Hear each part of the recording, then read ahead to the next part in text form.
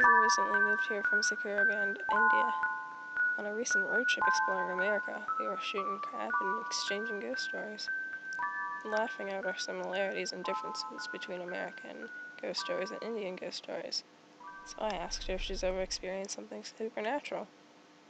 Her eyes widened, and as she averted her eyes to the window, just when the silence was about to be too much for me, she softly responded, "Yes, a few.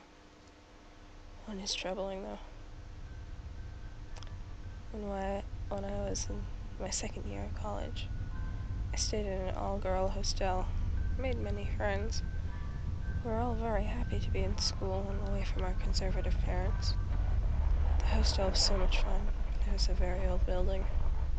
Electricity was just put in the rooms very recently.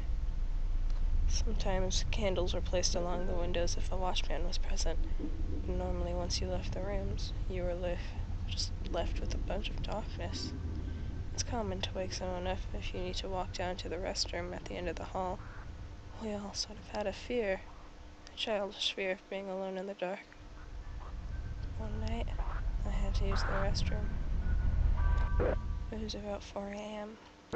I went to my friend's bed and tapped her on the arm. She immediately opened her eyes as soon as I touched her. I apologized for bothering her and told her I needed to pee. She smiled at me and hopped out of bed.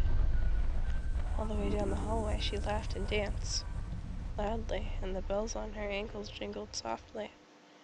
It was very calming.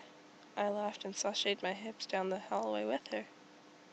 She said nothing to me, though occasionally I heard her hum one of my favorite songs. The same thing happened on our way back. I fell asleep fairly easily. And I awoke a little late the next morning to the sound of men in our room. They surrounded her bed. Of course, in instinct, I bolted up. I was prepared to protect her when I realized that they were administrators of the college. I peered closer.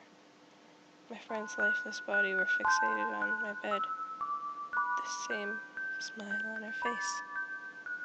Suicide.